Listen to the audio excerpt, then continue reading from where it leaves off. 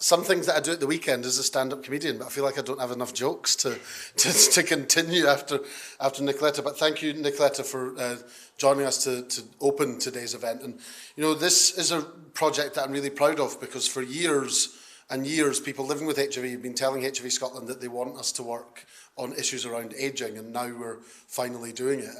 This Living Well 50 Plus project is designed to create new and lasting partnerships with people in the room and beyond. We're live streaming specifically to give people, not just in Scotland, but across the world, the opportunity to engage in our work, and beyond the HIV sector into the ageing sector and social care providers, to ensure that people living with HIV do live well through a mixture of policy analysis, development, research, training and new online resources. But quickly, just a bit about HIV Scotland. If you've not engaged with us before, HIV Scotland was created in 1996. This is our 25th year.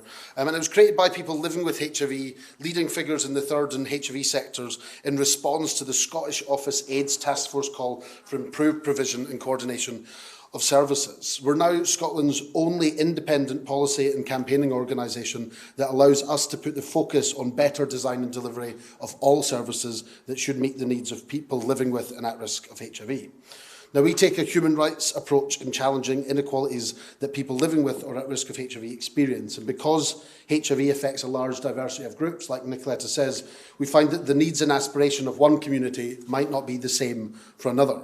By taking this human rights approach to involvement, we ensure that a full diversity of voices and communities are heard and represented. We want Scotland truly to be a country where people living with or affected by HIV receive and shape excellent services delivered by well-informed, empathetic workers in a society free from HIV-related stigma and discrimination. Now, aligned with the Scottish Government's initiative in reshaping care for older people, this project and these seminars seek to address the growing numbers of people who are living with HIV into older age. And we recognise that consideration must be given not just to their health and social care needs, but also to their financial and emotional needs, diversity and rights to ensure that people living with HIV have the confidence and capacity to live their life to the highest attainable standard of well-being and health. Uniquely, as I've already said, this project brings together stakeholders from beyond the HIV sector, clinicians, ageing specialists, older people services, and crucially, people living with HIV, to analyse the met and unmet needs of people living with HIV into older age and seek to address those using innovative solutions and developing and influencing policy, workforce development and service redesign.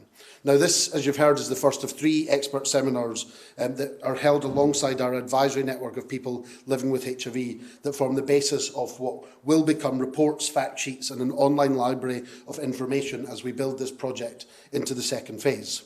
Now, alongside our advisory network that meets tomorrow, we'll be setting up a network of over 20 people living with HIV, building on the existing structures of the Positive Persons Forum and our National Involvement Network to ensure that the voice of people living with HIV over the age of 50 can be heard by decision makers. We're also going to train 50 social care service providers as trainers and HIV champions to ensure that social care services meet the needs of people living with HIV and that staff are empowered to provide the right support. We're going to reach over 300 people through our webinars and online streaming, targeting service providers, providing training and information to ensure that they meet the needs of people living with HIV, including tackling stigma and discrimination within healthcare settings. Only this morning I had a journalist from The Sun ask me if stigma still existed in Scotland. And when I told him that dentists would push people living with HIV to the end of the day, or that tattooists would refuse service for people living with HIV, he was quite shocked. So I think we've still got a lot to do to make sure that people know the extent of stigma, but also that we can end stigma, eradicate stigma, and tell people what the modern day realities of HIV are. He also asked me if I thought that the campaign of the 80s was a failure. And as I've said in many cases, I don't think that particular campaign was a failure. It's what we've failed to do since that's an absolute failure. And I think that really now time is right to have a public campaign to update the consciousness of everyone around what the modern day realities of HIV are.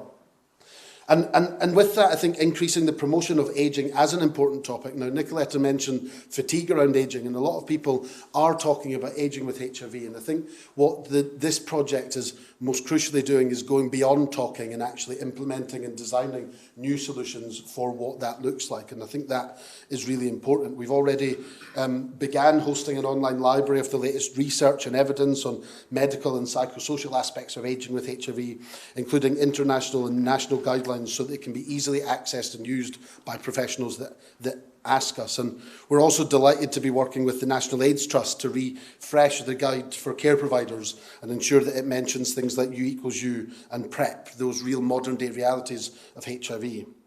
So what have we done so far? I mean, this project has been running for a couple of months. We've managed to carry out a really comprehensive literature review that will inform our experts' work and these seminars. The literature review has covered a range of research on psychosocial aspects of ageing with HIV, stigma and discrimination, the relationship between HIV and other infections, comorbidities, the role of healthcare providers and their training needs, access to quality care and identifying effective interventions. And it's really through this literature review that we've developed these 3 seminars, the first of which looks at how we measure and how we look at health-related quality of life. Now, building on that literature review, like as I talked about the online space, we want people to be able to access all of this information, because at the moment, if you know how to access Google Scholar, then you might be able to access some of this research, but actually it needs to be readily available for people, not just living with HIV, but people that are providing services, so that services can be data and research-led.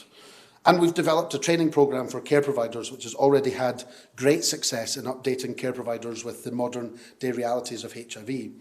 Now, just to give you some ideas on knowledge about HIV and care providers, in one that we did training with recently, the individuals scored themselves an average score of 5 out of 10 for their knowledge of HIV. Following our training, they scored themselves an average of 9, representing an increase in 80% of knowledge about HIV. And we also asked them how comfortable they felt treating or caring with someone living with HIV. An average score of 7 was the score that they'd given before, and after the training, they're an average score of 10, with an increase of 43%. So I think that it shows that when we actually talk to people and provide them the knowledge, they are willing to use it and provide excellent services. Now, we're really excited about this project and launching a series of seminars that, as I've said, won't be just useful for people in the room, but live streamed abroad. And we will be recording these and putting them on our website, so you don't just have to have been available at 1 o'clock on a Friday afternoon to be able to access this information. Now, I think what's most exciting about this project is how the project is about community action. The idea of the project, as I said at the start, came from our Positive Persons Forum. Years of them telling us that they needed and wanted more information about the impact of ageing, and action was needed to ensure social care providers and services met people's needs as they aged to ensure they live well. So there's lots to be excited about. The discussion today, beyond this room, in the coming months, as we take forward this work and ensure that everyone living with HIV can live well and nobody is left behind.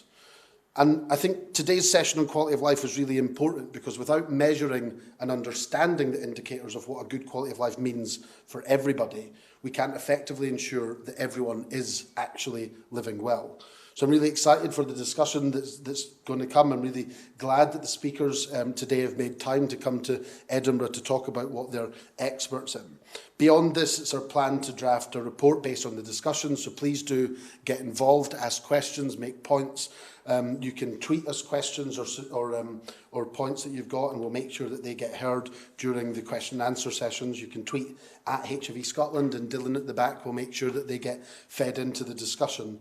And again, as Tom mentioned, I'd just like to thank Gilead Sciences, but also the Cora Foundation, who were our latest supporter in this work, for supporting this work that we've been able to provide today and beyond. So thank you everyone for coming.